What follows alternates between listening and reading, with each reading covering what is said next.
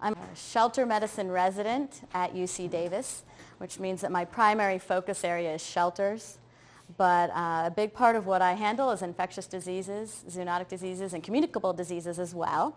I'm also the medical director for the city of Oakland, Oakland's animal shelter, so that's a side hat that I wear there. And my background is I have about 20 years of lab research experience. I worked on a PhD and did molecular genetics, and then switched from doing that to doing the residency because I decided I'd rather be working with pet animals and with shelter animals. And that was a big shift for me because I was working in a research field, and I realized that that's not really what I wanted to be doing. And so I switched over to shelter medicine, and now here I am talking to you today. So the title was given to me by Sue a few months ago, and she said to me, please talk about preventable, communicable, zoonotic diseases. I said, okay, well, I thought about it for a few minutes, and I realized that I would be talking to you for probably the next 3 weeks, continuously, because we are talking about such a huge, huge breadth of knowledge that we would have to cover if we were talking about these 3 topics. So communicable diseases are diseases that are spread from one individual to another individual. So that means every infectious disease. Zoonotic diseases are diseases that are obviously spread from animals to humans, so also another huge group of diseases. And let me say that a lot of these diseases can be prevented. So I created 2 PowerPoint presentations. I'm giving this one because it's the one that my advisor, Dr. Hurley, suggested I give. But if some of you have opinions or want other material to be presented during the course of this lecture, I will be able to do that. And I'm also really open to having questions and making this a dialogue if you'd like. If I can't answer questions right now, or it doesn't quite pertain to what I'm talking about, I can answer them at the end, or I'll give you my business card and you can email me directly if it's very specific. Okay, and I don't mind getting that. But after thinking about this topic, I decided to change the title. And my actual title is going to be talking about vaccines. One of the main ways to prevent disease, and the best way to prevent disease, is through spay-neuter. Yesterday I was doing a search online for parvo and panleukopenia in the news, and this is what I found, that there's a parvo outbreak in Palm Beach County where there were 60 cats and more than 25 dogs euthanized due to this outbreak. Now, I don't know if this is true. I don't know the details regarding it, but I can say that about once a week I receive either an email or see something in the news which talks about an outbreak at a shelter, a rescue organization, or in the community. And oftentimes, these outbreaks are easily prevented by vaccines, proper vaccination protocols, and through really good hygiene as well, cleaning, sanitation. So in this case, this is, about 80-some animals that potentially could have been saved. Okay. Once again, I don't know the exact circumstances, so it's just serving as an example. I'm going to begin by talking about a few key concepts, which I'll go back to throughout the talk. And the first one is called the disease triad. And this is the interplay between the environment, the actual agent, the thing that causes the disease, whether it be a virus or a bacteria, and the animal. Okay? And each of these has subfactors that determine whether or not an individual animal will get disease. Okay, so in the environment, we look at shedding and contamination. Animals are more likely to be exposed to parvo, distemper in a shelter, right? Because you have a lot of animals together, so they're more likely to get infected. We look at sanitation. I'm working on a hoarding case right now for the city of Oakland where we had about 100 animals in a bathroom kept in cages in a very, very bad situation. And in that type of situation, where you have atrocious conditions, no matter how strong an animal is, they're not going to be able to fight off the disease sometimes, right? Because the environment is already set up so that they just can't win. Infectious dose and stress play a role.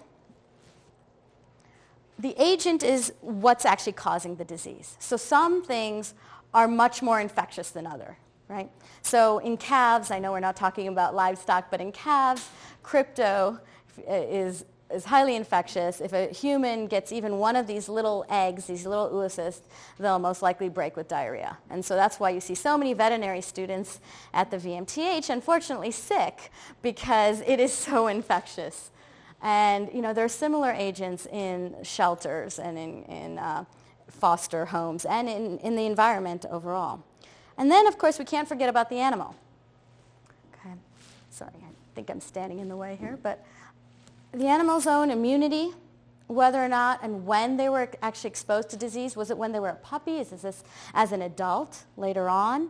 Are they very stressed out? What's their nutrition like? All of these play a role. So the interplay between these three affects whether or not an animal will actually get sick.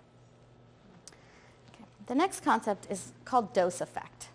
So it's similar to the disease triad in that we look at the agent, the actual virus, the bacterial virus, and the immune status of the intended victim to determine whether or not they'll actually get disease. Okay? And it takes a certain level of dose of this virus before an animal will actually get it. So it depends on the particular virus. For example, the crypto example, you don't need very much. But for other things, such as ringworm, you actually need perhaps a little bit more in the environment. So what I want all of you to understand is that when I talk about these diseases, I don't expect you to clean every single little piece of bacteria out of the environment or every little spore of ringworm, because it's impractical, it's not going to happen, but it's also not what's necessary to prevent this disease. So there's a level which we call the threshold for infection and a level which leads to systemic spread. So as long as you maintain the dose of the viral agents of the bacteria below that threshold, you're not going to get disease. Okay? So other factors are the time to onset. So when is the animal actually exposed? If they're exposed on day 1 versus day 5 after their vaccine. And then what is the severity itself of disease? And then the last key concept is the concept of carrier state. Carrier state means that the animal is carrying the disease without necessarily shedding it or without showing clinical signs, but still has it. So it's a chronic infection. Okay? Calicivirus is a good example of this, and I'll talk about this some more later on. But in calicivirus, oftentimes cats will be carriers. They'll have it, and then later on when they're stressed, they'll start shedding it again. And they'll shed it even when they're not stressed. They'll just shed it. And then when they shed, it means that they're infectious. So other animals can get it. Okay, so carrier states are actually something really difficult for us to handle as veterinarians, because when we look at the animal, we don't know if that particular animal is necessarily the one causing and spreading the disease, if it's sick, because they're not showing the clinical signs. Should we be treating these cats as though they're all carriers because we cannot determine whether or not they're carriers or not? Okay. And so the answer to that is somewhat yes. Yes, because you don't know if they're shedding or not. Potentially no, because there are some diagnostic tests that you can do to actually determine whether or not they have calici. We're still debating whether or not those diagnostic tests are very good, which is why I can't fully answer that, and we'll be talking about the PCR test a little bit later on when it comes to calicivirus. So as far as in a shelter situation, about 1 out of 4 cats is going to have calici, right? So, similar to herpes, which we'll talk about, a lot of your cats are already going to have it. So it's not something that we say, oh, that animal's not adoptable, We treat if there are clinical signs, right? So the time to be concerned about that is in a shelter setting where you're mixing animals or where you have highly susceptible animals. And we'll talk about that with the vaccine as well. By shedding, do you really mean the literal word shedding the hair? No. Good. Thank you for, yes. So the question is, what does shedding mean? Yeah, I think it's Excellent. something else. Yes. So shedding means that it's releasing the virus.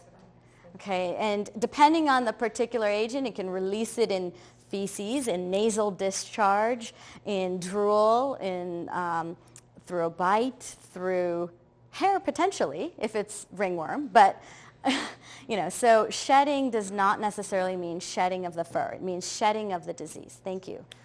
And please let me know if you don't understand any of the terms, because I give this lecture so many different places with many different audiences that sometimes I don't know what my audience knows already. Yes, anyone that's fostering is essentially a shelter, but when I define it primarily for the vaccines, I am talking about a physical shelter, because I will also give vaccine recommendations for foster's pets. So that's how you'll distinguish. But the foster animals fall under the category of shelter animals. So when we talk about vaccine recommendations for foster animals, those are the same recommendations as for the shelter animals. But my reason for saying that it's not exactly the same is that the level of risk, let me just repeat the question, because I realized I didn't repeat it. And the question is, are fosters considered the same as shelters in this question? And the reason why it may not be in this particular situation is because foster homes don't have that same level of disease present. They're in a home. So they don't have the constant barrage of animals coming through shedding disease. They don't have the stress, the sound. The cats aren't sitting next to dogs that are barking the whole time. Nutrition is better. So I will make a distinction here. So to start out with, there are many different types of vaccines, and they're against different agents, because there's different types of viruses, for example. There are RNA viruses and DNA viruses. Okay? DNA viruses are pretty hardy. They last in the environment for quite a while. They are parvo panleukopenia. RNA viruses tend to mutate and change. Influenza, the flu, is an RNA virus. It's harder to make vaccines against RNA viruses usually because they're constantly shifting.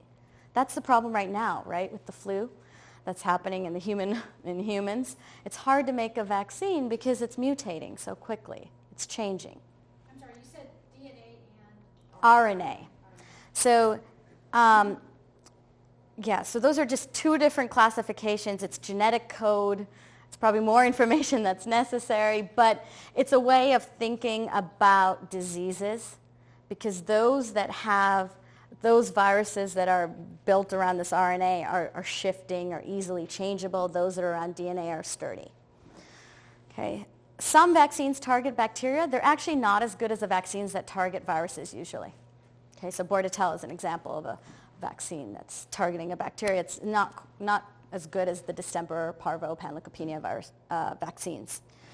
Vaccines are also targeting systemic disease, so that's panleukopenia, so affecting the whole body. Parvo is affecting the whole body, versus respiratory disease, which is the FVRC component, the URI component, the kennel cough. The vaccines that target the respiratory diseases are not as good either.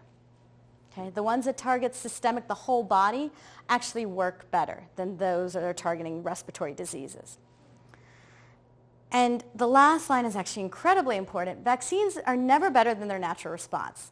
What this means is, let's say I have an adult dog, gets exposed to parvo, infected with it. The response that this adult makes against parvo is going to be at the same level or more than the response it'll make against a vaccine. Okay? Because a vaccine is just mimicking the real thing. Some vaccines are attenuated and they try to produce a stronger response, but still the body can only produce whatever the body can produce. Right? So you can only get the body to produce so much. And beyond that, the vaccine's not going to do anything. So remember, the vaccines are there to mimic what's actually happening in reality. Okay, so not all vaccines are created equal, right? There are different strains. For example, when you buy your distemper vaccine, if you buy it from a few different companies, they'll actually use different strains of distemper. There's 2 primary strains that are used, but that means that if you use one of the vaccines, it may not cover the strain that you have in your community. Okay? just like the flu shot every year? Just like the flu shot every year. right? There's different strains. So we cover 4 of the strains there in the last flu shot, but it didn't cover everything. Okay? So manufacturer to manufacturer, they have differences in actually what they're using in the components. And the efficacy of the vaccines is different as well. Some prevent infection. Parvo, panleukopenia, distemper, these will actually prevent the animal from getting it, versus your respiratory vaccines. You give the FERC vaccine, that Khaleesi herpes vaccine, and it's not going to prevent the animal from getting herpes or Khaleesi. It'll just decrease the clinical signs. Okay? It'll decrease the severity, but it's not meant to prevent disease outright. Okay? So some prevent the symptoms. In shelter medicine, rescue medicine, we really care about speed. In private practice, we care about duration. When I say speed, that means how quickly will this vaccine have an effect? Okay? If I vaccinate immediately on intake, and then that dog is exposed to parvo in 15 minutes, will that dog be protected? Okay. So studies have been done specifically with parvo in the past where they've vaccinated with modified live parvo vaccines. Actually, there are multiple studies, but one of them is Rottweiler puppies that were free of all other disease. So antibodies were checked. They have nothing else. And then they were placed in an environment with parvovirus. And actually a group in a separate study were actually injected the parvovirus directly into their bodies. And they didn't develop parvo. Okay? So that's, in this case, in the case where they're in the same environment, it was 15 minutes. In the case of the injections, it's 3 days. The point is that even though they were given a high dose, these vaccines still worked. Okay? Some of them do, some of them don't. But that speed is really important. Duration means how long is it going to last? So just a few years ago, people were recommending revaccinating every year, right? But now we say every 3 years. And maybe in the future we'll say every 5, as studies show that the body can actually still fight off disease with a single vaccine. And then safety is always a factor. So the types of vaccines that you'll see are modified live, killed, and recombinant, primarily in veterinary medicine. Okay, so a modified live vaccine is where you take the virus that's actually causing the disease, and you take out that part of it that causes all the clinical signs in the disease, and you keep the rest of it.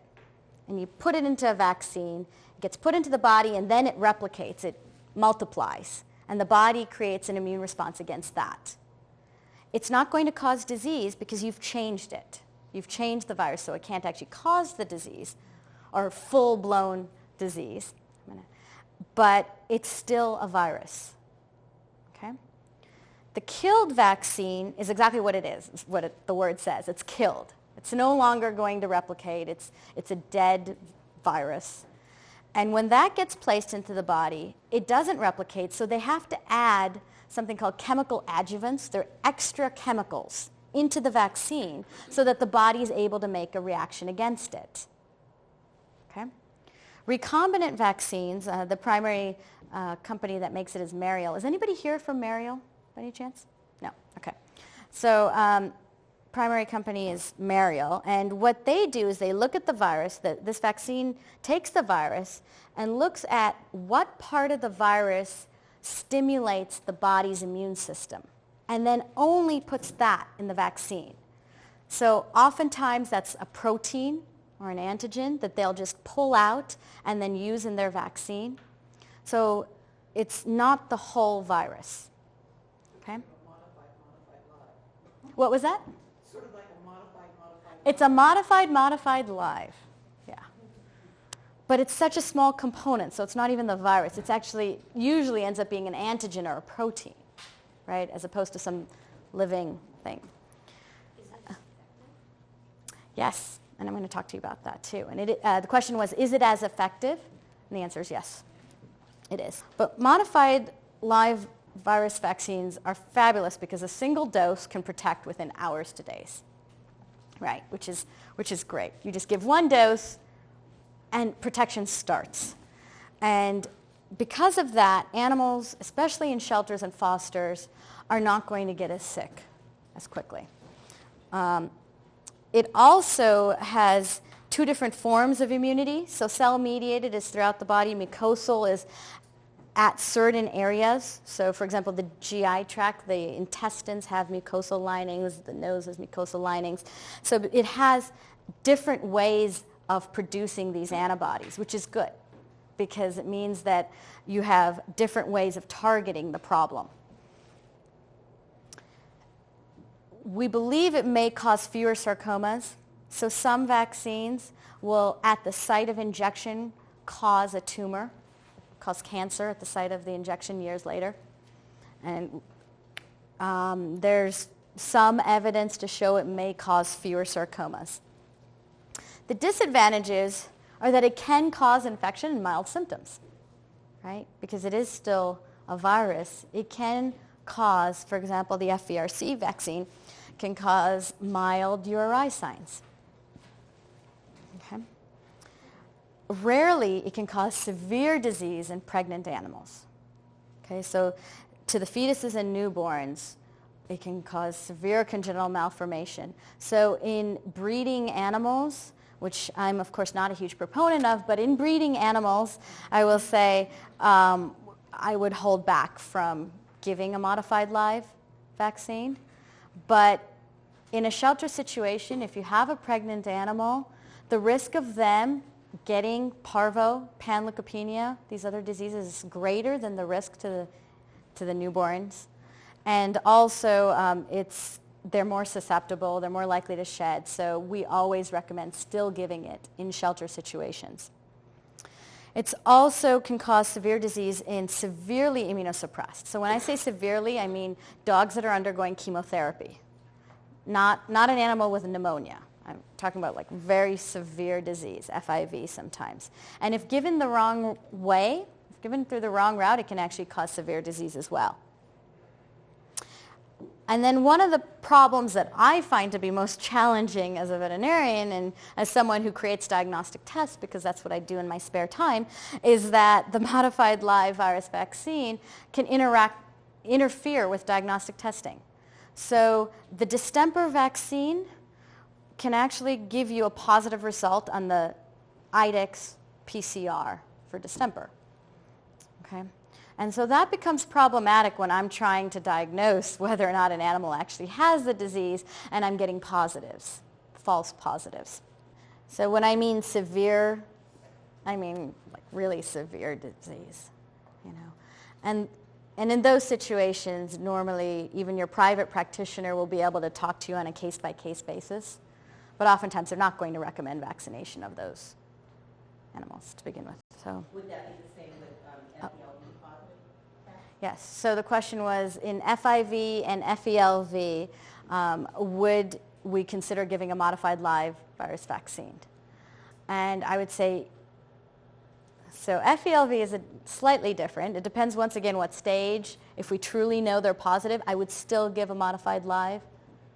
Okay. If they're what? Fake positive. Faint, sorry. Faint. Fake positive. Faint. Okay, so if they're faint positive, I would still give a modified live. It's only if they really are showing signs of disease. And once again, we're talking, you may have to go to your private practitioner and have them look at the actual cat, but I'm talking about this from a shelter rescue standpoint, okay, where the risks are so great of getting these other diseases that it's not worth it, and especially if they're already somewhat immunocompromised. So the severe disease is rare enough that it's not going to be a problem for most of us in this room. So if you have a cat or kitten with a faint positive, you're waiting for the IFA, waiting for other tests, I would still vaccinate. Okay? Assuming that this cat is not showing clinical signs all out ill. If they're really ill, well then, you know, that's a different story. But, the other disadvantage is it requires very careful storage. Because it's a virus, you actually have to keep it at a cold temperature. So I was at a consultation down in the south where I was at a shelter that has an annual intake of 70,000 animals. And they go through, yes, yeah, it's pretty bad. So they go through with this cart with the vaccines, like the box of vaccines on top of the cart, and go through and vaccinate all their animals. And they were finding repeated outbreaks in the last 2 wards of this outdoor shelter, right? So the problem was vaccines in 90-degree temperature with high humidity, and you're pushing them, and you know how long it takes to give a vaccine. You go in, you go out. So by the time they got to the last dogs, these vaccines had been warmed up, right? Sitting out for hours now, because people are taking breaks, they're sitting out. And it turns out that the reason that they were having outbreaks was because of the fact that these modified live virus vaccines had been warmed up and heated to such a degree. Yep. So from draw to injection, how long? I don't know if we actually have a time course on that. I would probably have to look up the actual time course, but I would say, you're fine walking across the room and going to the next ward. I would say if you're driving in your car with the vaccines, get an ice pack, okay? Killed virus vaccines, the benefits are they're less likely to cause mild signs because they're killed, right? So they're killed, so we're not expecting to see a whole lot of clinical signs. It's not shed in the environment, right, like the other ones, because it's a dead virus. It's incredibly stable in comparison to the modified live in storage and when handling. So when you have your rabies vaccine, for example, the rabies vaccine probably worked at that shelter, because it's a killed vaccine. The disadvantage, and here's the big disadvantage, it takes about 4 to 5 weeks to provide protection. Okay? Yeah. I see the heads nodding already. Yep. It's just not going to work in our situation. And the reason is you have to give the vaccine, then wait 3 weeks, and then give it another vaccine, and then wait another 1 to 2 weeks to have the immune system actually respond to it. Okay? So it's not a practical, feasible option for us. Now, certain vaccines, like rabies, is always killed in America, so that's what we give, and we're not as worried about them getting rabies in a shelter environment. But the panleukopenia comes both in killed and modified live. Okay? So I have had, actually this happened at my own shelter, where the company sent us the killed vaccine instead of the modified live, and we didn't notice. Okay? And last year we actually had a panleukopenia outbreak there. And what we realized is that we were using killed vaccine. So none of these animals were protected. For panleukopenia and parvo, the question was, can you give the killed to these younger kittens? But it's not going to make a difference. And I'm going to talk about younger kittens and puppies because they are a whole nother thing. So, yeah.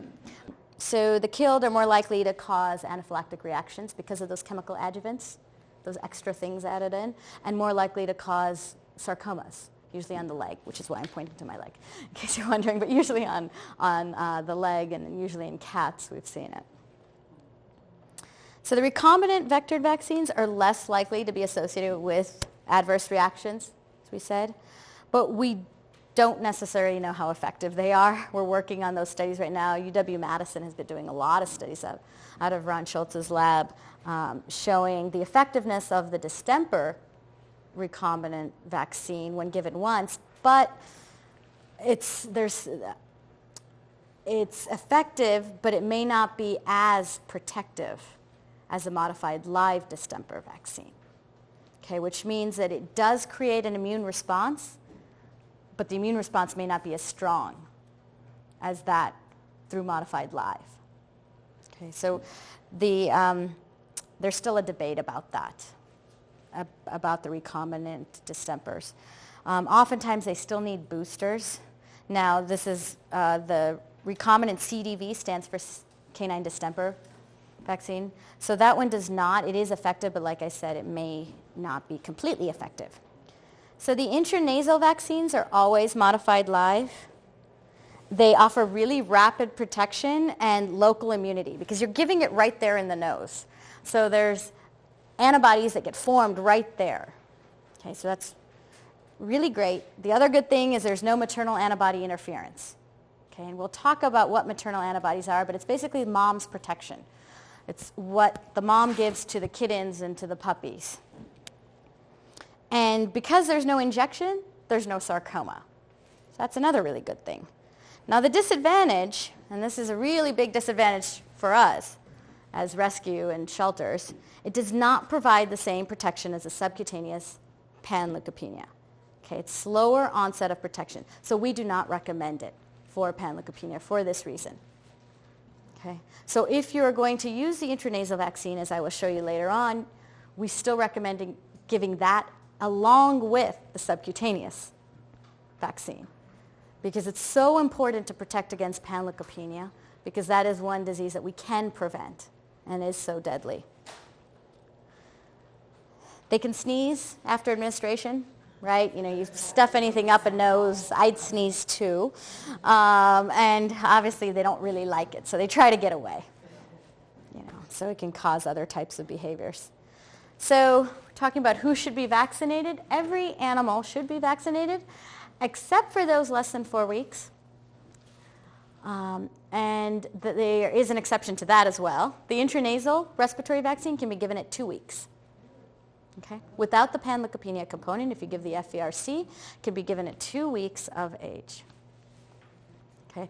When we go through shelter recommendations, I'll talk to you a little bit more about that and about when we've recommended it. Okay?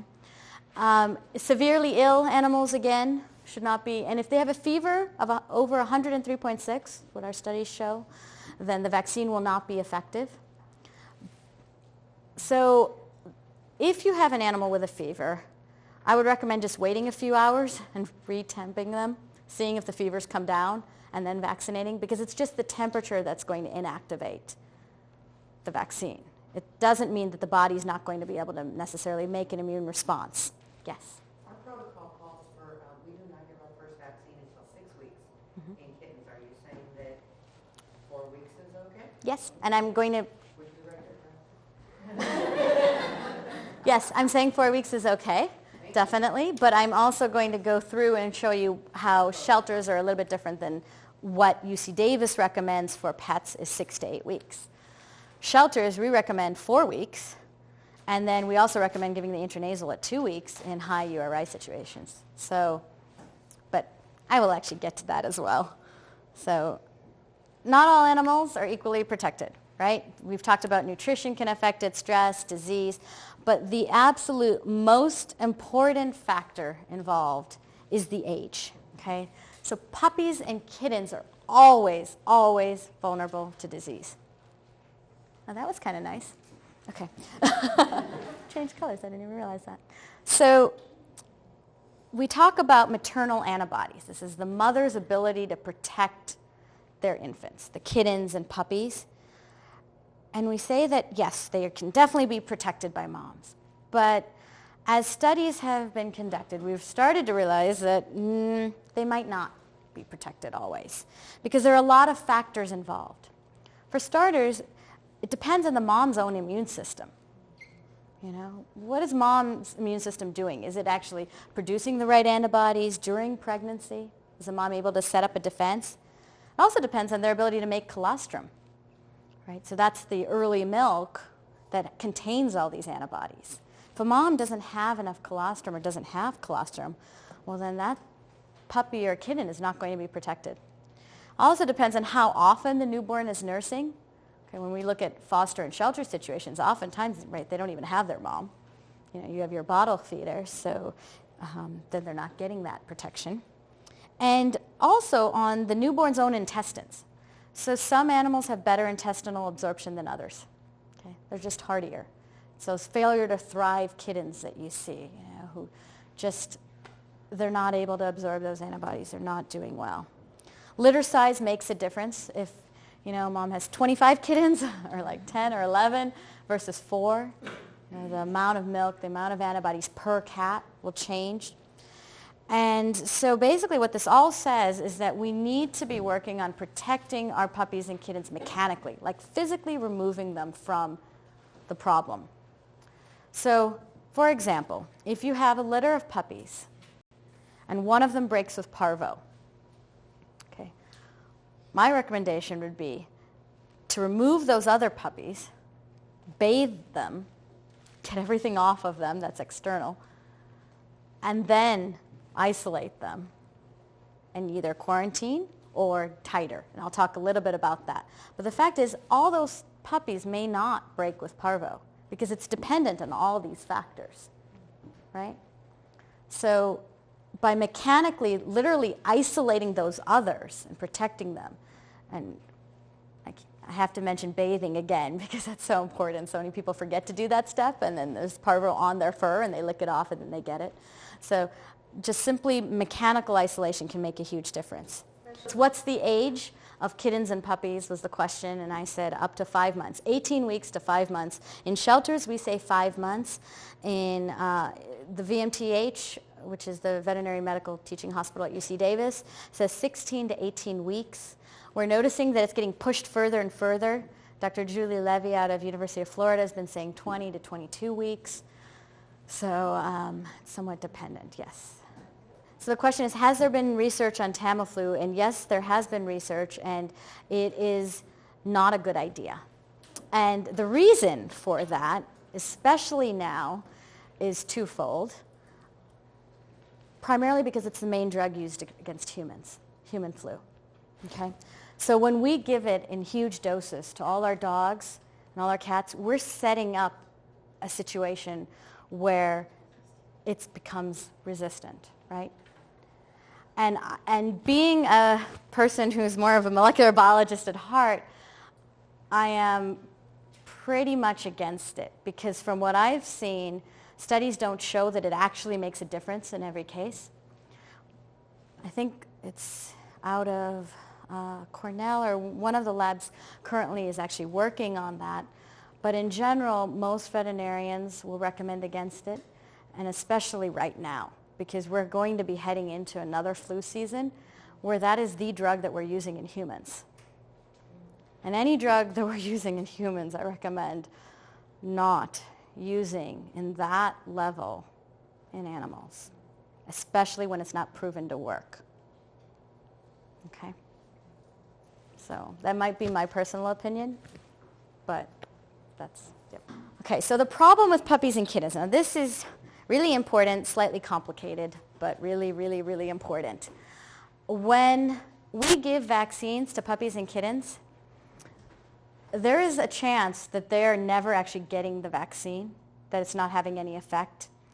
Maternal antibodies in the kitten or puppy will actually block the vaccine from working. At this level, the maternal antibodies will kill the virus, kill the disease. So there is this point in the animal, this time period in the animal, where they are susceptible to disease because the maternal antibodies have made the vaccine inadequate, so it's not working anymore, but it's not strong enough to kill off the actual disease. So when we talk about giving boosters, we're not giving boosters. Puppies and kittens are not getting boosted of anything. We're just trying to get the vaccine to have an effect even once, right? So we give the vaccine, let's say it's 6 weeks, and we're hoping that the antibody level will get high, but it may not get high. And if it doesn't get high, well, then the animal's not protected, period. Then we give the vaccine again. We revaccinate. We're not boosting anything that had been there. We're just giving it and hoping for the best. The reason we in shelter medicine and in rescue situations recommend giving it every 2 weeks is because that's the minimum time between vaccines that you can give a vaccine without them affecting each other. So we're just trying to get in there and give it and give it and give it and give it until it actually has an effect.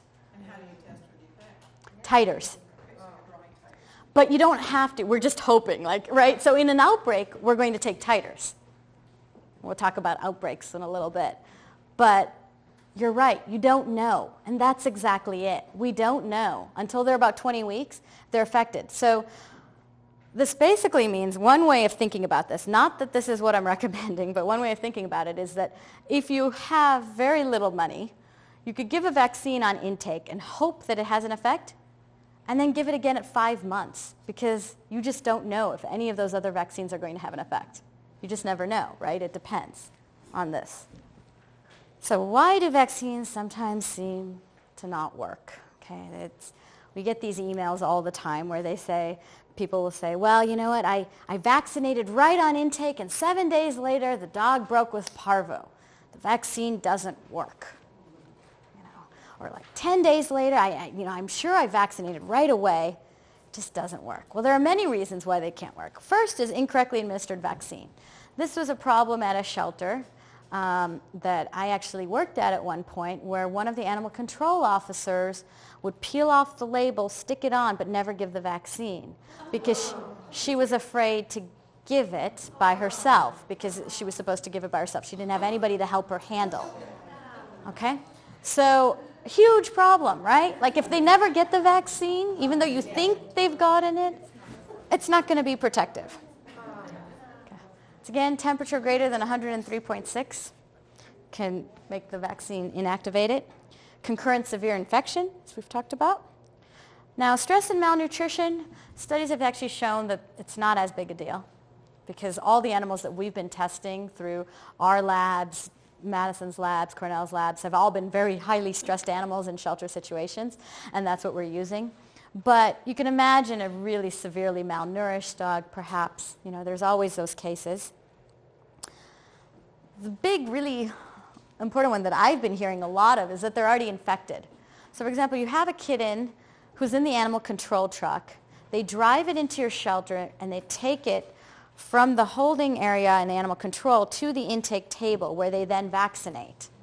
But that animal was already exposed in the animal control truck because 2 animals ago, some dog had parvo and shed, and it was already exposed.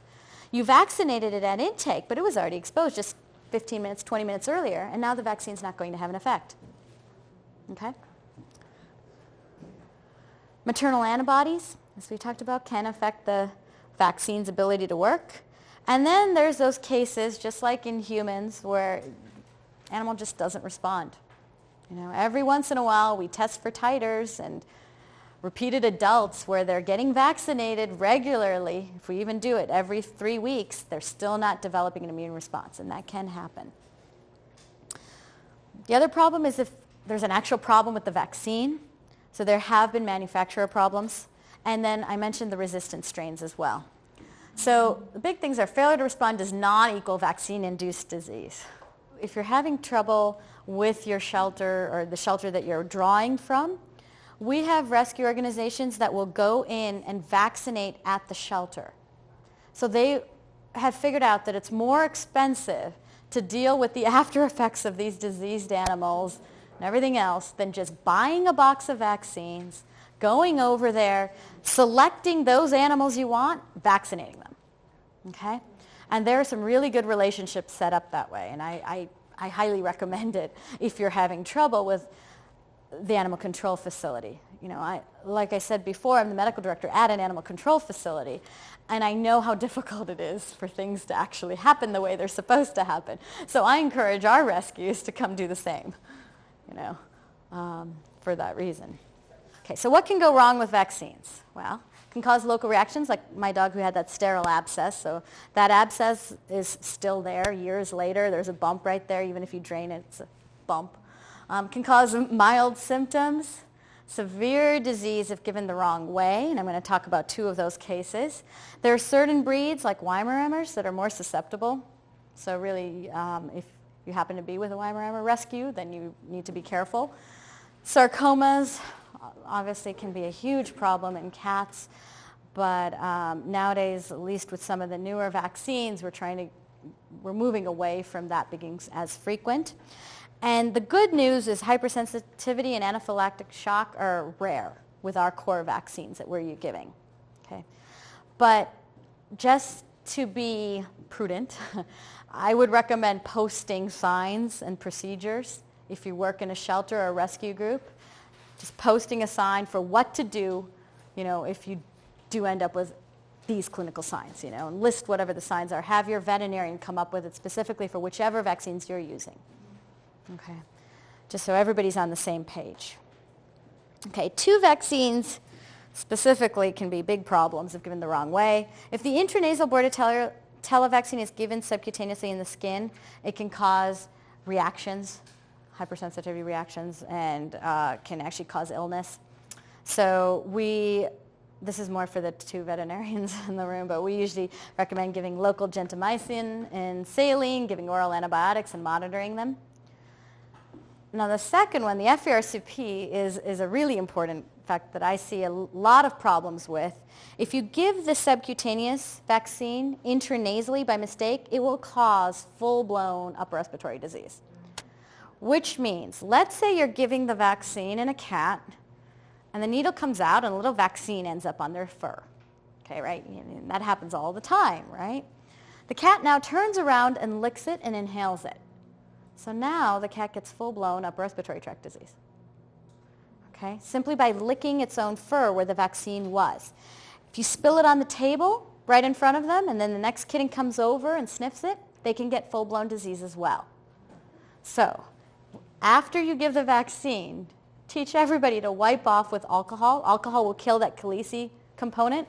And then clean the table with bleach, trifectant. Those are the things that kill the Khaleesi component. Okay, and this is really important because so many people do it really quickly, spurts all over, ends up on the table. People are wiping it off just with their hands. You're holding on to virus now, right? And if it gets taken in the wrong way, then it will be a serious problem.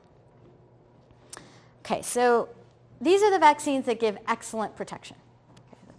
The canine parvovirus, canine distemper, feline panleukopenia, that's also called feline distemper, but it's the parvovirus, as we know, and rabies. Okay, all of you in the room probably already know all this information, but it's obviously highly contagious. We're going to see a lot of vomiting, diarrhea. Sudden death is more common in kittens than in dogs, but it is common. What happens is the virus is attacking the white blood cells, those cells that are creating this immunity. And the incubation period is 14 days. So if you're exposed, if a dog gets parvo, let's say in a litter, and they're exposed on day 1, the rest of the litter would have to be quarantined for 14 days before you can tell if any of them is going to get it. Now, there's one study that showed a dog that actually went all the way out to 21 days, but it's so rare that we say 14 days. Usually animals will start showing clinical signs within 7 days. And what we can do now, instead of just quarantining animals, is we can take titers on the animals. And a titer is where you take a blood test and you look at the antibody response, the animal's response to the disease. Okay, so for example, in Oakland, last year we had a panleukopenia outbreak. Sacramento did as well. Actually had a panleukopenia outbreak. And what we did is we took blood on 132 cats. Okay, every single cat that we had, we took blood on them, and we tested their titers. Those cats that had no titer, which means no protection, we quarantined, kept them separate. Those cats that had antibodies, we were able to put up for adoption. They're protected. They don't have the disease. Okay? So now there are better ways easier ways of doing things than just quarantining. In shelters, it's often very difficult to quarantine for 14 days. So titers are a good way to do it. The virus is shed approximately 2 to 3 days before clinical signs are seen. So that can be problematic too, right? Because you don't even know that they have it. And it can persist for months to years in the environment. This is a DNA virus, right? It can last forever. So what we recommend, using is, I think I have another slide on what we recommend using, but bleach will kill it. Trifectant will kill it. Activated hydrogen peroxide will kill it. Wishy-wash and Brew Clean will kill it. And that's it. Bleach, trifectant, Wishy-wash, W-Y-S-I-W-A-S-H, Brew Clean, B-R-U-C-L-E-A-N, and activated hydrogen peroxide. What's the ratio of the bleach? The ratio of the bleach for this is just 1 to 32, so you're okay with regular standard. For your Khaleesi and for ringworm, you're going to need higher concentrations. Actually, 1 to 10, but that would be more for ringworm. And I'm positive there's a slide somewhere here about that. we shall get to at some point. The vaccines are very good. So the canine parvo vaccine is absolutely excellent. It protects within 3 days, so 72 hours. We consider animals to be fully protected. There's no killed vaccine available, which is good because that means you're not going to get a mix-up with what you're using.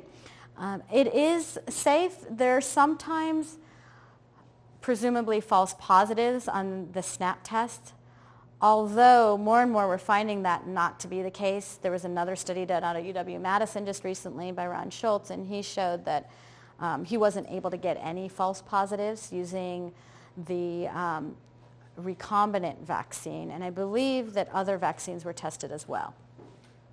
Maternal antibodies can be a problem, and it's important to recognize that this time period that we're talking about in puppies is also the peak time period for socialization, right? And the leading cause of death in shelters is not parvo, it's behavior problems, right? So keep in mind that you want to segregate these puppies, but at the same time you want to socialize them with healthy adults that have been vaccinated, for example, okay? Because if they don't get socialized, then you're going to see just as much death in the shelter. So something to keep in mind. The panleukopenia vaccine is also similar. It's very safe, very, very good vaccine. The parenteral means subcutaneous, is the one that's preferred, and it is the P, the letter P in the FVRC P. That's what the P stands for. Okay. Sorry. And then distemper is our next one. Distemper is an RNA virus, okay, which means it's mutating more. It's very contagious, but it's an excellent vaccines that are out there that are highly protective. They're actually more protective than the parvo and the panleukopenia vaccines. The virus is shed all over in body secretions. It can cause neurologic signs. It can cause respiratory signs, and that's actually quite common. Vomiting, diarrhea, GI signs, ocular signs, changes the color of their teeth. I mean, really, it affects every system. Okay, so it's a horrible virus, which luckily has a fabulous vaccine against it. One of the big problems about it, though, is it has what's similar to carrier states or subclinical infections. So dogs will have what you think may be kennel cough or more of an upper respiratory tract infection, and they'll actually be shedding distemper. Okay, and so they're holding it, they're keeping it subclinical. And this is definitely a problem. It's a bigger problem we're finding in the southeast where they have a lot of distemper outbreaks. Actually, distemper is endemic in parts of the south. So the environment may have some factors there. And the vaccine, like I said, is very good. It's also quite safe. How long can the virus live in the environment? So the virus is actually quite susceptible to anything. It's not going to last for long periods of time because it is an RNA virus. So you're not going to be worried about it staying for months. If you have sunlight and heat, it'll get killed. So there's two different places where they've done, actually there may be more than two places where they've done some studies on how long it actually sits, but it's pretty much killed off by anything as far as the environment. There's always some exceptions, so I'll say. Rabies, I am just going to very briefly talk about this. I forgot to mention bats on this, but raccoons, skunks, foxes, coyotes, and especially bats, I was supposed to say that, will carry it. There are two different forms. There's the dumb form and the furious form. The furious form is the form that most people are really familiar with, where they're really barking and aggressive. And the dumb form is more the neurologic form. And animals show signs within 10 days of the time the virus is present in saliva, which means that if you're bitten by an animal that has not been vaccinated for rabies, that animal should show signs within 10 days of whether or not it has rabies, okay, which is why we quarantine for 10 days. To test for it, you usually have to test for it after the animal's dead, and you need to send in the brain to the state. So it's not, I mean, there are other ways to test, but that's the recommended. And it's obviously transmitted via bite. The incubation period in humans can take a really long time, from 3 weeks to 3 months, and actually in animals as well. But once again, they're not shedding that whole time. Okay? So the vaccine is excellent, by the way, which is why we don't see so many problems with it. So you don't necessarily have to be bitten, but if you look at the CDC recommendations, so I don't know how, I mean, it sounds like that horse was pretty bad, but they do say that it has to enter into mucosal areas or eyes. Yep. But in a scratch is also another way. Transmission is via bite from dogs in general, but from other animals, a scratch from a bat, for example, can do it. You know, and this is transmission. Sorry, this is a little bit confusing slide, but it's transmission via bite to dogs. But yes, a scratch can do it. Saliva, but once again, that's if the CDC guidelines don't normally require full-blown vaccine series for saliva. So, well, the vaccines have changed, and I don't know if that plays a role, but this is a horse, so that's a different story. But yes, that's very good to keep in mind. And if you do get it, you end up getting vaccine and then immunoglobulin shots, and you have like a series of 5 shots. And you know, if you're in a job where you're going to be exposed to potentially rabid animals, I would recommend just getting the vaccine. You know, I'm vaccinated. I mean, we all have, I think all veterinarians have to be vaccinated at some point. At least our vet school requires it. So autoimmune hemolytic anemia, systemic lupus, discoid lupus, and autoimmune hemolytic anemia and thrombocytopenia can happen as reactions to vaccines. Like I said earlier, the rabies vaccine is probably the most reactive because it's a killed vaccine. You know, so it does have, there are times when you will get reactions towards it. Okay, so the question is, if you've gotten a dog through parvo, when should you vaccinate them? If a dog's gotten through parvo, the dog has the antibodies necessary. So never. Okay, well, I mean, it depends on how old your dog is, but a year-old, your dog's protected. Your dog has the antibodies. I would vaccinate again as a booster, but like I said, nothing is as good as actually getting the disease and fighting it off. You know, so, I mean, the recommendation is usually to give the vaccine probably about 4 to 6 weeks later, but in reality, like the truth from a virology, immunology standpoint, is that dog has protection, okay? He actually fought off the actual thing. So, you know, these are vaccines that offer some protection. So they're primarily, as you can see, they're respiratory diseases. Okay, I'm going to briefly talk about all of these as well. So the feline herpes virus, okay, so by the way, the cats happen to be my area of interest primarily, so I talk a little bit more about them usually. But the feline herpes virus is an enveloped DNA virus. It's not highly variable, and it's easy to kill. Okay, this particular one is easier to kill than some of the others. So incubation period is about a week. So that means oftentimes when a cat enters a shelter, you'll see them breaking with URI at about week 1 of their stay in the shelter. Okay, because that first point when they got into the shelter and were placed into a tiny, tiny little cage, they were really stressed out. And a lot of cats already have herpes virus. Okay, it's in about 80 to 90% of recovered cats continue to have it. It sits dormant. It sits inside of these nerves. Trigeminal nerve is one of them, facial nerves. And it waits. It waits for something stressful to happen, and then it comes out again, presents itself. So it can be reactivated by stress in 50% with or without signs, which means they can once again be shedding the virus even without showing clinical signs. Now this is important from a foster standpoint because let's say your cat at home is doing completely well and you decide to foster some kittens. Okay? Now all of a sudden your cat has upper respiratory tract infection. So the question is, did that cat get it from the kittens or did it get it from itself? From the stress of suddenly having all these kittens in the room. right? Well, it's as likely to get it from itself. It probably, if it happens in a week, it probably already had it. And now it's being reactivated. The vaccine, it's the FVR component. It's feline viral rhinotracheitis is the herpes vaccine. It's a pretty good vaccine, but it doesn't prevent infection, as most of us know. It's quite safe. It can create a carrier state in that they can sometimes shed based on that, which can be problematic. And it can sometimes cause positive testing and signs.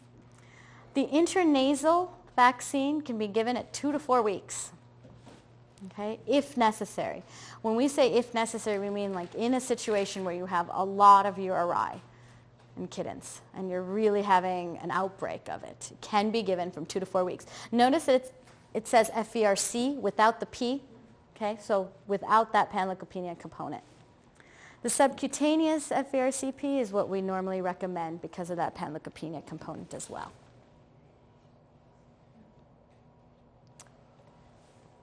Khaleesi is single-stranded unenveloped RNA virus. It's highly variable and hard to kill, which is why we're using stronger agents like bleach and trifectin to try to kill it. Months after, like imagine this cat now out in adoption, and half of those cats are still shedding the virus without showing clinical signs. Okay? And in shelters, we've seen that 1 out of every 4 cats has it. Carrier state is common. And that's back to that carrier state concept where they can have it, suddenly start shedding, sometimes not shed. The vaccine is once again moderately effective. It doesn't prevent infection. There are a lot of resistant strains. Okay, it's moderately safe. Sometimes it can actually induce limping in kittens, the vaccine itself, which is unfortunate. It will go away. It's transient. Okay, so if you see limping, the limping will go away. And once again, the intranasal at 2 to 4 weeks if necessary. Studies are still being done on the new Khaleesi vax, which I know Renee had mentioned. So we do not recommend it at this time. Okay. If you believe that you have systemic virulent Khaleesi virus in your shelter or foster home, please contact me, and I will we'll do necropsies. Our pathologist will actually do all the workups on it to determine whether or not you truly have that. Okay?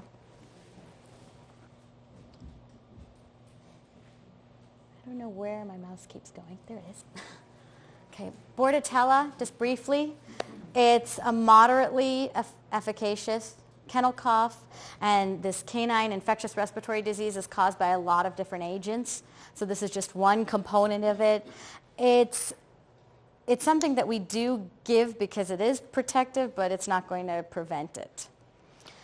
We do not recommend the injectable vaccine. The reason we don't recommend the injectable is it's been shown to be pretty similar to saline in a few studies. So unfortunately, it hasn't had the effect that we've wanted. That's the best way of putting it, I guess. And the parainfluenza and adenovirus. Adenovirus causes the infectious canine hepatitis. That's the adenovirus 1, and adenovirus 2 causes kennel cough signs. Now, the vaccine is against the adenovirus 2, but it's also protective against adenovirus 1. So, you can kind of do it together. The parainfluenza is also another component of kennel cough, and all of these are often grouped together into that DA2PP, DHPP, or the Bordetella intranasal vaccine. And if you want, you can separate them out, but it's as easily given together. Okay, there it is. Okay. These are non-core vaccines. They're vaccines that I'm not really going to talk about unless you really want me to later on at the end.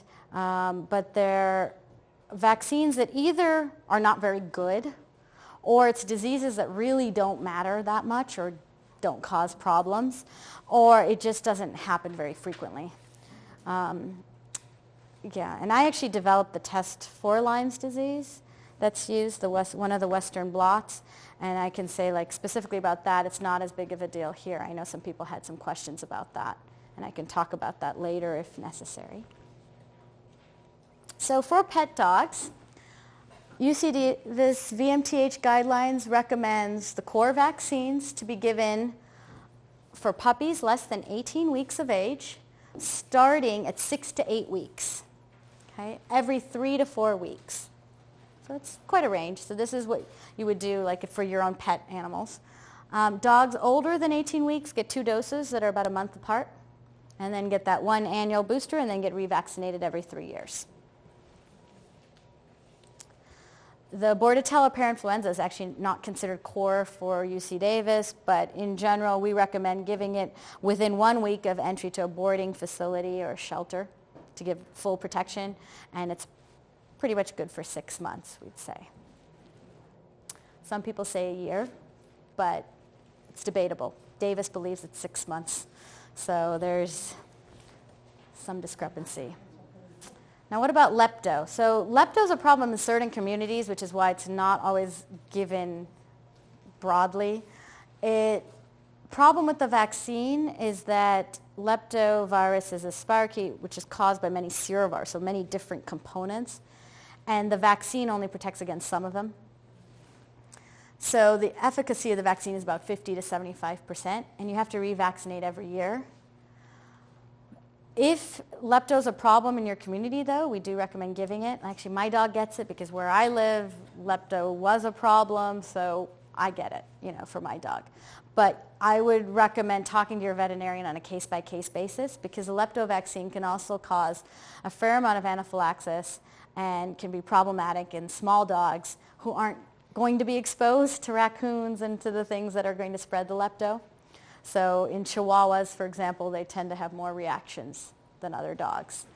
So this would be one that I would talk to your vet on a case-by-case basis. For pet cats, we give the FVRCP. I meant to say 18 weeks. So the VMTH guidelines say 16 weeks. I recommend 18 weeks, and so does the shelter medicine group. So please change that to less than 18 weeks of age. Giving every 3 to 4 weeks, the same way as the dogs. Give 2 doses, 3 to 4 weeks apart, yearly booster, and then again 3 years. Non-core vaccine, the American Association of Feline Practitioners recommends giving the FELV vaccine to kittens and cats with known exposure risk. Okay. UC Davis does not recommend giving it. So it really depends on your situation. If you are in an area where you believe that there are a lot of tomcats out there that are aggressive and have feline leukemia and you're seeing it in your community, then I would recommend it. There is a new vaccine, which is a transdermal vaccine that UC Davis recommends. If you're going to give one, they're saying potentially give that vaccine. But we still don't know a lot about it and how efficacious it is. So you would give 2 doses starting 8 weeks of age, 3 to 4 weeks apart, and then an annual booster as well. Okay, so in shelters we do things differently, right? We vaccinate against fewer agents, earlier age, and more frequently. So we start giving vaccines at 4 weeks of age. We repeat every 2 weeks until 5 months of age. We use the modified live parenteral vaccines for panleukopenia, parenteral meaning subcutaneous again, panleukopenia and parvovirus, and the intranasal can be given starting 2 weeks of age. Okay? But you have to also give the subcutaneous if you do the intranasal. And so the question was, if for your own cats, should you vaccinate all the way up to 5 months?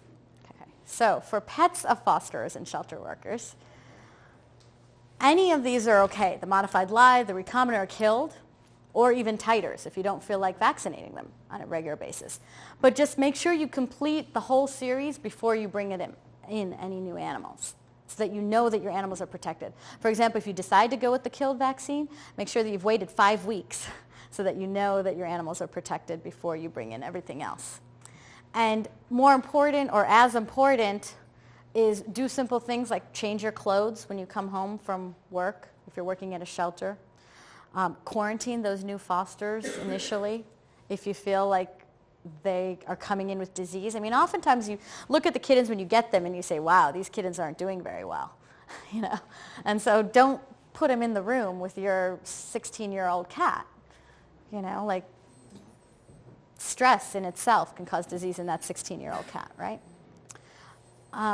So the FERCP plus, if you want, in your cats, you may consider giving FELV because you're bringing in all these kittens, right? You're bringing in all these cats that may have feline leukemia and you don't know.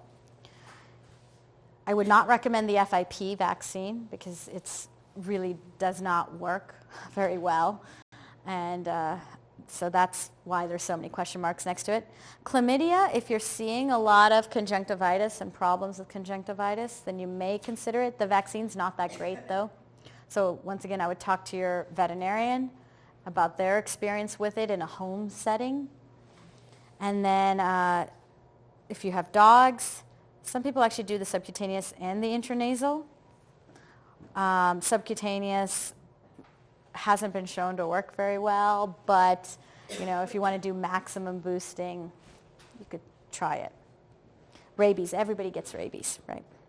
So we recommend systemic, like the same way that we've been treating parvo and panleukopenia for years, which is fluids.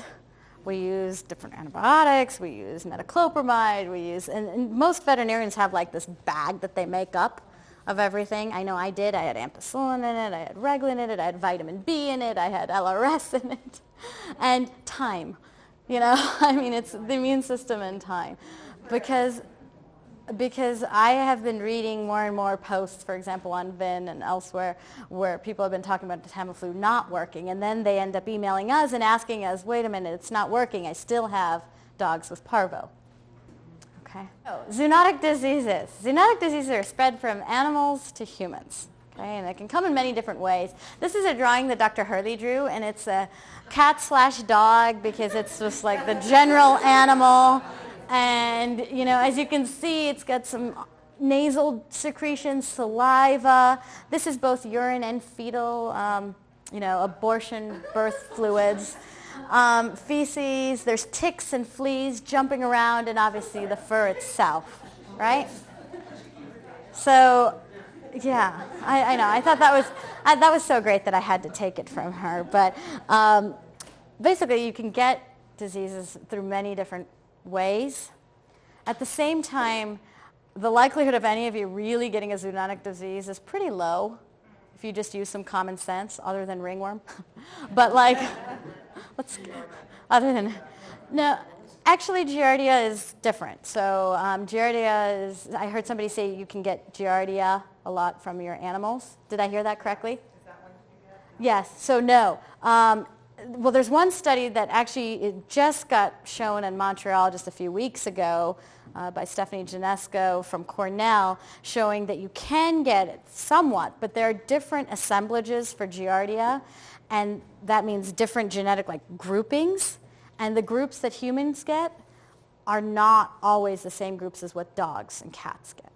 Okay, so there's an A, B, C, and D. Actually, in Italy, the groups are the same, but because there's one study that showed the same, but like in America, depending on which study you read, it may or may not really be spread through animals as the primary source. You're actually more likely going to just get it from the environment, from fomites, from food, from things like that.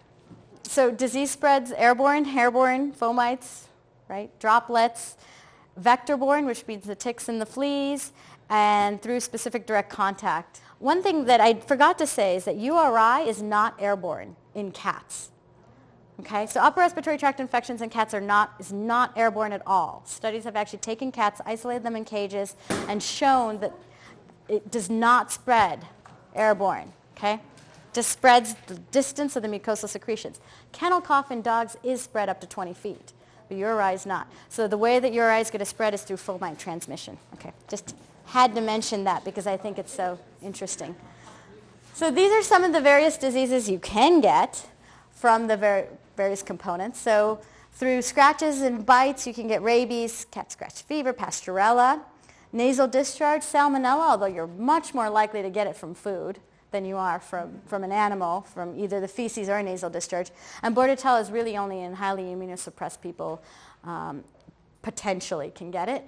Fleas and ticks, I mean, there's a whole slew of them. I just put up Rocky Mountain spotted fever, Lyme disease, cat scratches through fevers, is through fleas. The fur and skin, my favorite one is ringworm, but scabies, Clitella as well can be spread. And good hand washing prevents a lot of these. Feces, you can get Campylobacter. You're more likely to get that from some birds and from food. Salmonella, you're more likely to get it from food. Giardia, you're actually more likely to get it from other parts of the environment. Roundworms and hookworms are really important, so that's what I'm going to talk to you about next. Hydatid disease is a type of tapeworm that we're seeing a little bit more of. It can cause quite severe disease, rarely, but it does cause it. And toxoplasma is important for pregnant women, right? It gets spread through the feces of cats, and it can cause stillbirths and abortions in pregnant women. So we recommend that pregnant women not change cat litter. They're actually more likely to get it gardening because animals are, going potty in the soil. So you're actually more likely to get it when you're gardening. Okay. So the two things I'm going to talk about as far as these zoonotics, before I talk about ringworm, if I can in the next 10 minutes, is roundworms and hookworms. So both of these worms are really common, right? We see them in dogs all the time. It's the little pit bull puppy with the huge stomach that feels really gassy and funny. Those are the roundworms. Okay. So what happens is you have the eggs in the environment, right over here, and they become larvae. Okay? And the larva is the infective stage.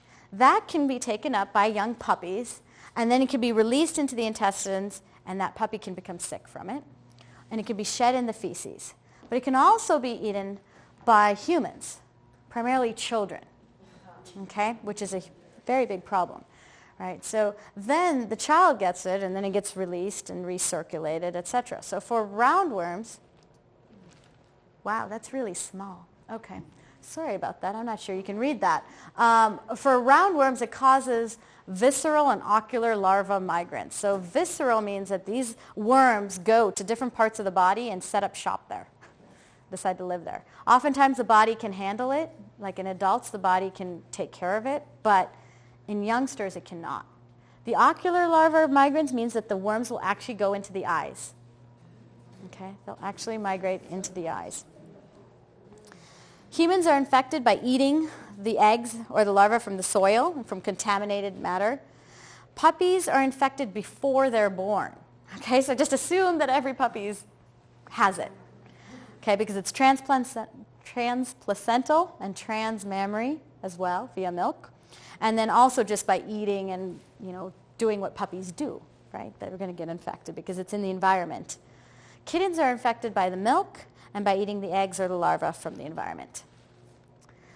These eggs are infective within 2 weeks, which is actually a good thing for us because it means that we have about 2 weeks to pick up the poop, before they become this infective larva stage, right? So it kind of is a little bit reassuring there. Treatment is really easy. It's our common treatments. It's Nemex, Strongid, it's your parental palmoid. It's really easy to treat with just any common parasite. And cleaning the environment makes a huge difference. Okay, just keeping things clean will prevent, hopefully, your kids from getting this. So this is the eye, the retina of the eye, and there's the worm that's in there. Okay?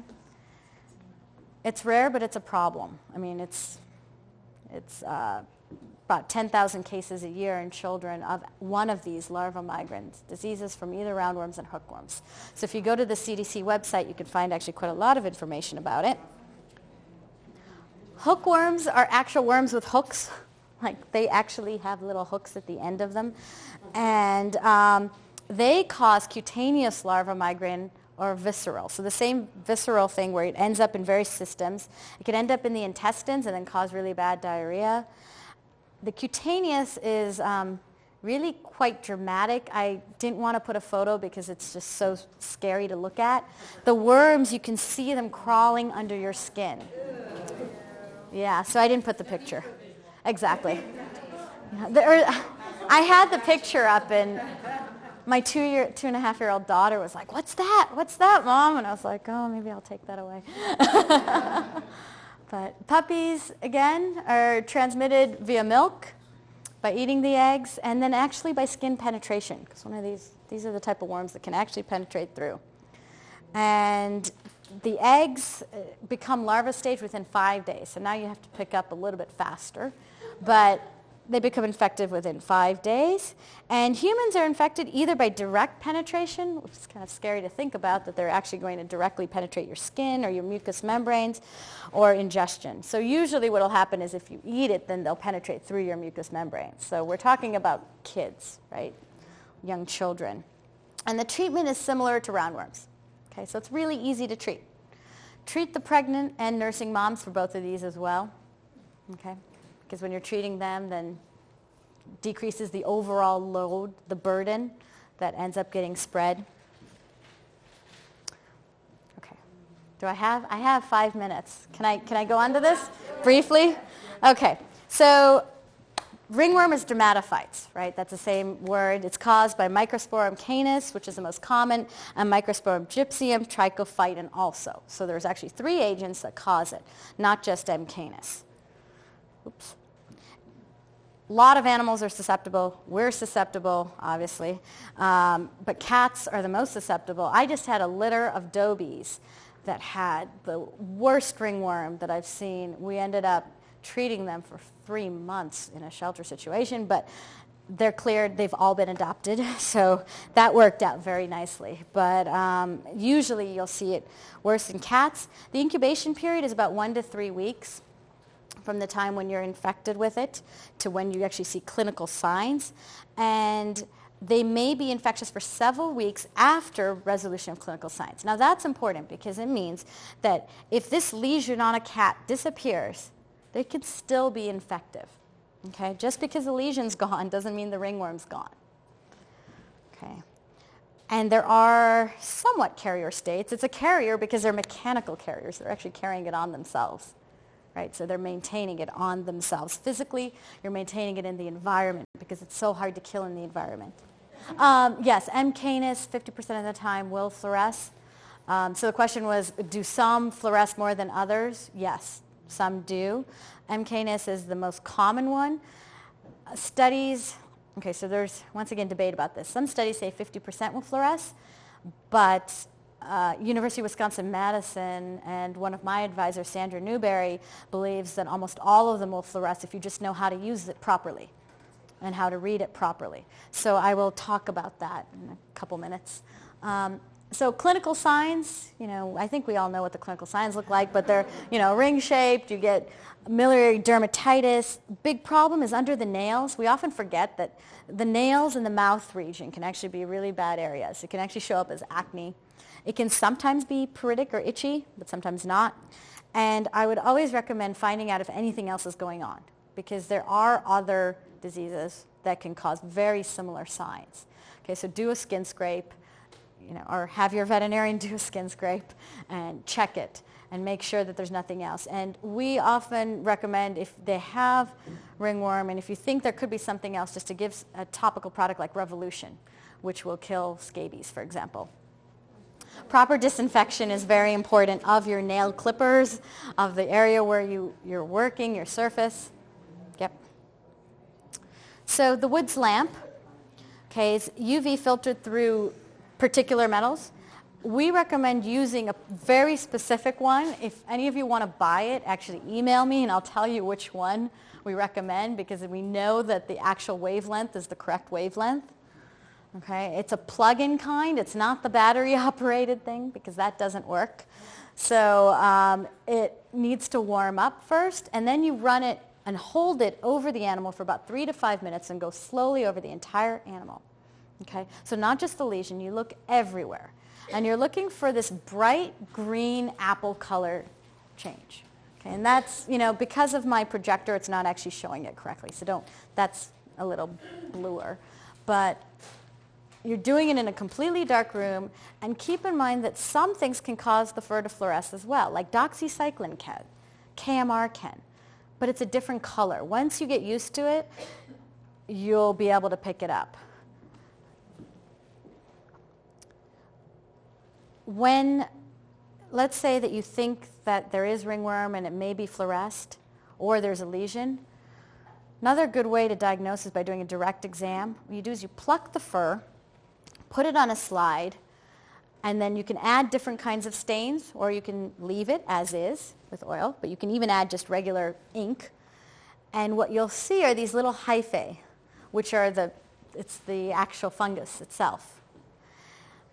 Now, you're most likely, if you see it, you've got it. That's it. Okay? If you see it, that's it. If you don't see it, it doesn't mean that that's not it, because it's oftentimes really hard to find. But I've been lucky enough to find it a few times. And you get better at knowing what to recognize if you do it enough. You know, another really good way to do it is once you actually know that an animal has ringworm, come back and practice looking under a microscope. Now this is more for the veterinarians, I will say, but practice on those furs to do a direct exam, because it's so nice to be able to just do it quickly and have a diagnosis. We recommend the plate culture rather than the jar culture. Okay, and there's two different mediums. There's DTM medium, RSM media. The RSM is supposed to be faster, but they're pretty much the same. And what we do is we take a toothbrush. This is a regular toothbrush that you buy at the grocery store, and you run it all over the animal, between the toes, fingernails, mouth, wherever the lesions are. Run it all over the animal, and then push that into the DTM plate. Okay. You want to be pretty firm about it. You don't want to destroy the media, but you want to be pretty firm about it so it actually gets in there. Okay, you can also take fur as well and put some of that on, but the toothbrush actually works better. And then it's important to actually incubate it at 75 to 80 degrees. If you don't have an incubator, what we did is we have some frogs, and they have a heat lamp, and we put it near the heat lamp with a thermometer. You know, so make up something so that you get that a little bit warmer, you know, if you can. And then you examine it, unfortunately, for 14 to 21 days. Usually, if it's severe infection, the DTM will turn red at day 7, okay? But it sometimes will go until day 14 or day 20, day 21. So this is slightly unfortunate, but it's the way it is for now. Once you get a little bit of the culture, once it starts growing, there's another step. And that step sometimes gets mistaken and forgotten. But take that and put it on a slide and look at it under a microscope and actually verify that what you have is ringworm. Okay, because there are other things that can cause positive tests. So if you suspect ringworm and you're doing a full grooming session on the cat, which you will do, right? With ringworm, you're going to dip them. You're going to do everything. So then you would bleach it with 1 to 10 or not trifecta. Take out that whole concept. I said that. I was thinking Khaleesi in my head, but no. So 1 to 10 bleach. Yes. For how long? For how long? Well, we normally say 10 minutes, but you know, I think you might be okay with a few less than that. So surfaces need. And left for 10 minutes. Yep, that's what we normally recommend. It's hard to do, which is why shelters don't normally treat for ringworm unless they have specific areas set aside for ringworm treatment. Once again, it's mechanical. It's not growing there. So, and you just did it. So provided you got all the fur off, you know, I don't want to answer incorrectly to that. So potentially chlorhex. I'm saying that if you're clipping an animal that has known ringworm, well, then that's a different story. And then set aside clippers. But really, it's not practical to use, once again, the first slide of my talk, you know, like it's really not practical to get every single spore away. So just try to minimize. Yeah, try to minimize it, right? No, and animals are going to have ringworm. I mean, there is ringworm here. Like, there's ringworm in the environment. It's a question of can the animal, you know, fight it off. So that's the best answer I can give you. I can email you further. Overall, thorough mechanical cleaning is probably your best way to get rid of it. Okay, so really scrubbing, getting rid of it. It's definitely a problem in foster homes because if they break with ringworm, well, then your foster home's out, you know. Or they become the ringworm foster home, but that's not a good idea either because now they're just, you know, spreading ringworm amongst themselves, you know. And because it's spread to humans as well, it's always a risk, yes. We're not talking about death or like killing it the way that we talk about killing viruses and bacteria. Slightly different. You use 1 to 10 bleach in cages where you suspect ringworm, or in any cages, environment, the whole place. I have a bazillion other links, but obviously I can't get to them. So overall, the big things that we can do is vaccinate, and don't forget to wash our hands. And there's my daughter with my dog Sam. So yeah, she looks kind of funny though. And thank you. I'm sorry that I don't quite have enough time to get through absolutely everything, but like I said, it could take months. But thanks for coming.